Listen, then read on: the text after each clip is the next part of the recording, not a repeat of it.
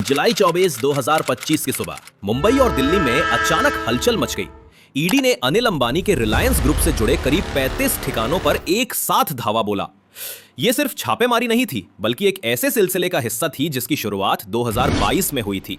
उसी वक्त सीबीआई ने अनिल अंबानी से जुड़ी कंपनियों पर 2 एफआईआर दर्ज की और येस बैंक के 3000 करोड़ रुपए के लोन सौदों में धोखाधड़ी की जांच शुरू की।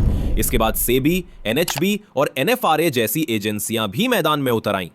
हालात तब और गंभीर हुए जब स्टेट बैंक ने रिलायंस कम्युनिकेशंस को फ्रॉड श्रेणी में डालने की प्रक्रिया शुरू की। लेकिन कहानी शुरू करने से पहले मैं आप सबको सब्सक्राइब करने को कहूंगा, क्योंकि ऐसे वीडियो में बहुत टाइम लगता है। अब हमारी कहानी शुरू करते हैं। कहानी हमेशा ऐसी नहीं थी। 2005 में भाई मुकेश अंबानी से बड़े बंटवारे के बाद अनिल ने रिलायंस का विशाल साम्राज्य संभाला और कुछ वर्षों में उनका समूह बाजार में बहुत प्रभावशाली दिखने लगा। 2008 में उनके रिलायंस एडीएजी ग्रुप का ग्रोथ अपने चरम पर पहुंचा और उसी साल रिलायंस पावर का आईपीओ ऐतिहासिक चर्चा में रहा।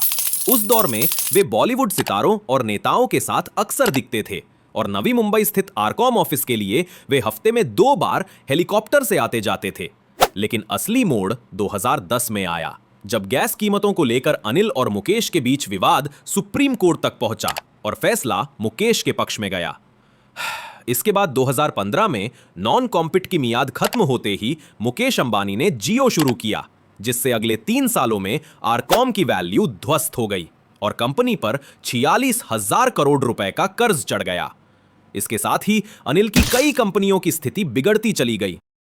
2019 में जब अनिल ने एरिक्सन का 453 करोड़ रुपए का बकाया नहीं चुकाया तो अदालत की सख्ती का सामना करना पड़ा। हालांकि आखिरी समय में बड़े भाई मुकेश ने भुगतान कर मदद की। इसके बाद अनिल कुछ समय के लिए सार्वजनिक जीवन से दूरी बनाकर रहे। 2020 में येस बैंक के ढहने और राणा कपूर पर कार्रवाई के साथ सीबीआई और ईडी की जांच में अनिल समूह के कई सौदों की परतें खुलने लगी। येस बैंक से कुल 12,800 करोड़ रुपए के लोन एक्सपोजर की पृष्ठभूमि में 2022 से अनिल पर दबाव बढ़ा और ईडी ने उन्हें लगभग 9 घंटे पूछताछ के लिए बुलाया। अनिल का पक्ष था कि रिलायंस ग्रुप और येस बैंक के बीच सभी लेन देन कानून के मुताबिक हुए। उधर 2019 में ही येस बैंक के ऑडिटरों को रिलायंस होम फाइनेंस लिमिटेड में अनियमितताओं का संदेह हुआ था और उन्होंने सेबी को शिकायत की थी। आरएचएफएल पर आरोप था कि उसने केवल रिटेल ग्राहकों को ही नहीं, बल्कि कई संबंधित जुड़ी हुई और संदिग्ध कंपनियों को भी बड़े कॉर्पोरेट लोन बांटे, जिनमें एक ही दिन में मंजूरी और धन वितरण जैसी गड़बड़ियां शामिल थी। इसी आधार पर 2024 में सेबी ने कहा कि 2018-19 में आरएचएफएल ने लगभग 8,470 करोड़ रुपए के कॉर्पोरेट लोन ढीले मानकों पर दिए और अनिल अंबानी पर 25 करोड़ रुपए का जुर्माना लगाकर उन्हें 5 साल के लिए सिक्योरिटीज मार्केट से प्रतिबंधित कर दिया। सेबी के आदेश में अनिल अंबानी को फ्रॉड स्कीम के मास्टरमाइंड के तौर पर चिन्हित किया गया। इसी बीच आरएचएफएल की बिक्री प्रक्रिया आगे बढ़ी और दूसरी ओर कंपनियों ने अपने बचाव में प्रबंधन परिवर्तन और बोर्ड से इस्तीफों का हवाला देकर दूरी बनाने की कोशिश की।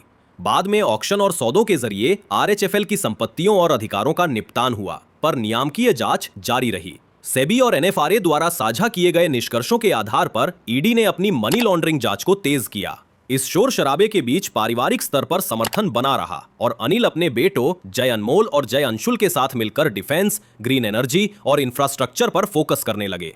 रिलायंस इंफ्रास्ट्रक्चर ने टोल रोड मेंटेनेंस जैसी परिसंपत्तियां बेचकर कर्ज घटाया और देनदारियों का निपटारा शुरू किया। कंपनी का स्टैंड अलोन कर्ज 2025 तक बहुत कम स्तर पर लाया गया और समय पर सर्विसिंग के चलते क्रेडिट प्रोफाइल में सुधार हुआ। जुलाई 2025 में इंडिया रेटिंग्स ने रिलायंस इंफ्रास्ट्रक्चर की रेटिंग INDD से 3 पायदान ऊपर INDB/stable/INDA4 कर दी। ये सुधार 3 महीनों तक समय पर कर्ज सेवा और देनदारी घटाने के आधार पर बताया गया।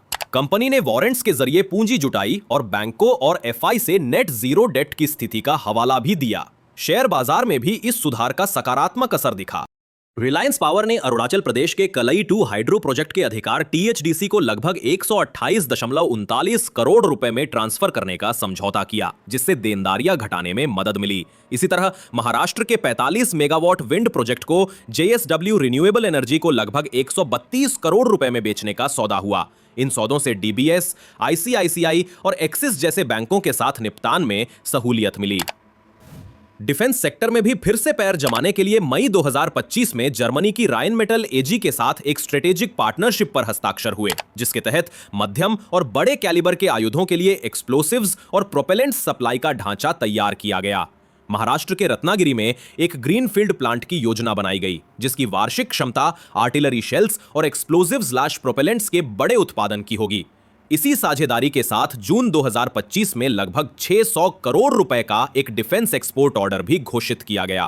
पैरेलल में जांच एजेंसियां पुराने नए सुराग जोड़ती रहीं, खासतौर पर 2017 से 19 के येस बैंक लोन, तेजी से पास हुए क्रेडिट मेमो और संदिग्ध रूटिंग/राउंड ट्रिपिंग पर फोकस के साथ। ईडी ने ओडिशा स्थित Biswal trade link private limited के एमडी पार्थ सारथी बिस्वाल को फर्जी बैंक गारंटी रैकेट में गिरफ्तार किया, जहां SECI के लिए 68.2 करोड़ रुपए की SBI गारंटी को स्पूफ्ड डोमेन s-bi.co.in से फर्जी साबित किया गया। ईडी का दावा है कि जुलाई 2025 के छापों में जब्त डिजिटल और दस्तावेजी साक्ष्य इस फर्जी गारंटी केस से सीधे जुड़े मिले। ईडी, CBI, सेबी, NHB और NFRA की समन्वित कार्रवाई के चलते केस का दायरा लगातार बढ़ रहा है और आने वाले समय में और भी गिरफ्तारियां और अभियोग संभव बताए जा रहे हैं। दूसरी तरफ कंपनियां मैनेजमेंट परिवर्तन, बोर्ड से दूरी और एसेट मोनेटाइजेशन के जरिए ऑपरेशनल सुधार दिखाने की कोशिश कर रही है, लेकिन प्रवर्तन एजेंसियों के मुताबिक यह शुरुआत भर है और मनी ट्रेल को पूरा जोड़ने के लिए आगे भी कड़े कदम उठेंगे। यही बड़ा सवाल अब भी बना हुआ है, क्या एक बार फिर परिवार आगे आकर मदद करेगा और क्या बड़े भाई मुकेश अंबानी फिर से छोटे भाई के संकट में सहारा बनेंगे? फिलहाल ईडी की जांच और नियामकीय कार्रवाइयों का दबाव बना हुआ है और कानूनी प्रक्रिया तेजी से आगे बढ़ रही है।